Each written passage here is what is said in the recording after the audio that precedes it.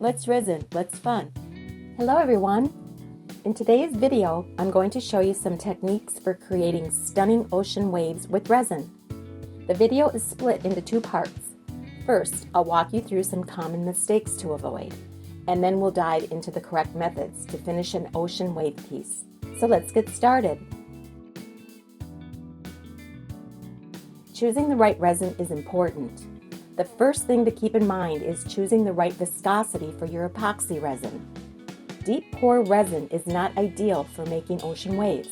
Instead, we recommend using regular epoxy resin, tabletop resin, or this resin kit, which we've developed in collaboration with Daniel. It gives much better results. Here I'm using the mini automatic mixing cup. You can adjust the mixing speed and control the mixing time manually. The silicone cup is easy to clean and reuse, and the pointed spout makes pouring a breeze. Plus, the bottom on top lets you control the speed from slow to fast.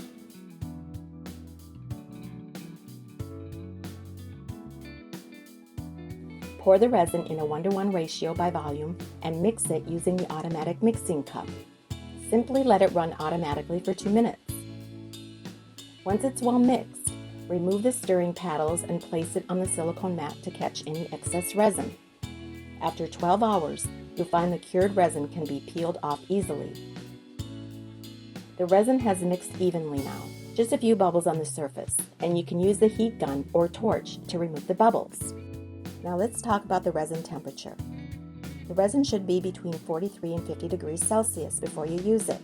Right now it's at 35 degrees Celsius, so we need to wait a bit for it to warm up. Before the resin gets thick enough, the waves we blow out might lose their shape and won't stabilize properly. But when the resin is thicker, it holds the waves better, preserving the texture.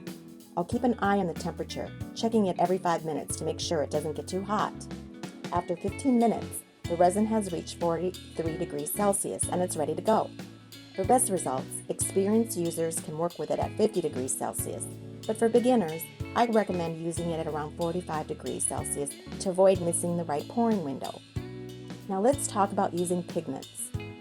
Let's mix the resin with ocean white pigment. You won't need much, just around 6 to 8 grams of pigment for every 20 grams of resin. The color should be opaque and milky white. If the pigment is too transparent, your wave patterns won't show clearly. Before using it, I pinch the measuring cup into a point for easy pouring, drawing lines, and to avoid spills.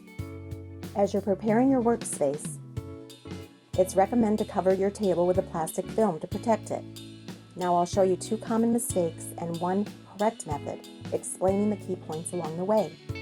Start by using a spirit level to make sure your resin surface is flat. If it's uneven, the waves will tilt and the resin will flow to one side, ruining the wave effect. These 3 pieces are used for wrong demonstration. The first surface is unlevel, as we can see the center point of the level is offset. Later, we will show you how the waves will look on the surface, and the thickness of the resin should be controlled.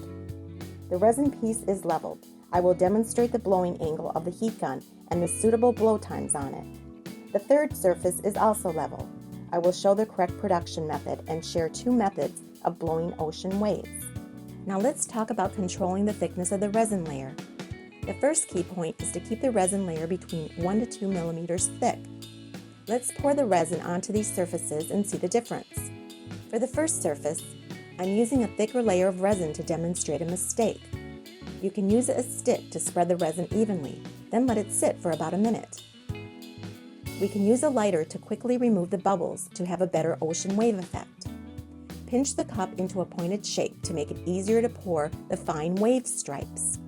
Pour the pigment of the resin surface and don't hold it too high to avoid stacking. The second point is to use a powerful heat gun with a consistent airflow. The pattern will be uneven and without waves with a less powerful heat gun. Let's resin heat gun is equipped with a flat nozzle that provides a steady airflow, perfect for creating ocean waves. The third point is blowing the wave layers from bottom to top. I will show you the result from top to bottom first, so let's make the first layer of waves. For the second layer, I started blowing the waves from below the first layer. The waves in the first layer will also be deformed, so the wave effect will not look good. Also, this piece is unlevel, so we can see the resin is flowing away, and it will destroy the wave pattern.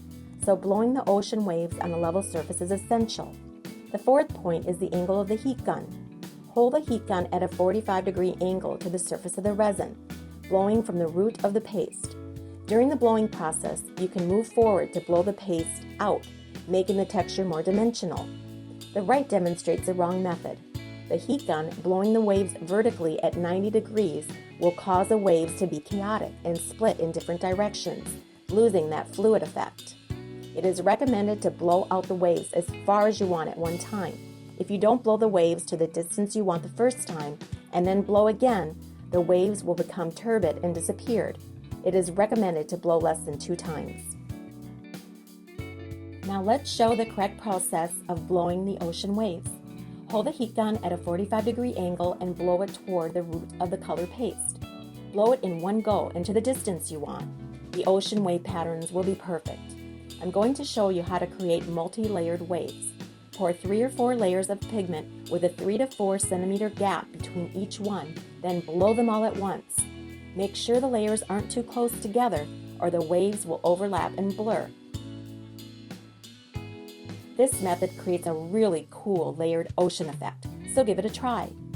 Finally, let's review the appearance of these 3 pieces. The first piece was poured on an uneven surface with thick layer of resin. As you can see, the waves are displaced and keep spreading out. Because the resin is thick, the waves sink and the texture isn't as refined. The second piece is the effect of holding the heat gun at the wrong angle and blowing it multiple times in the same place. We can see that the wave pattern is diffused when the heat gun is blown in an incorrect angle, while the wave pattern is blurred when the heat gun is blown multiple times in one place. The last piece shows the wave effect created at a correct 45-degree blowing angle and blowing times. I also shared a quick method to blow multi-layered ocean waves at one time. So in conclusion, these are the key points to keep in mind when creating ocean waves with resin. 1.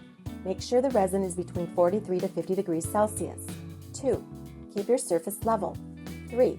Pour a thin layer of resin, about 1 to 2 millimeters. 4. Hold your heat gun at a 45-degree angle. 5. Blow the waves in one go to the distance you want, and don't blow the same spot multiple times. I hope you guys really enjoyed this video and that it was helpful to you. In the next video, I'll be creating a resin ocean wave craft and covering details like selecting sand and removing excess resin after blowing the waves. I can't wait to share more tips with you guys. If you have any questions about resin making, Let's Resin is here to help. See you next time. Bye!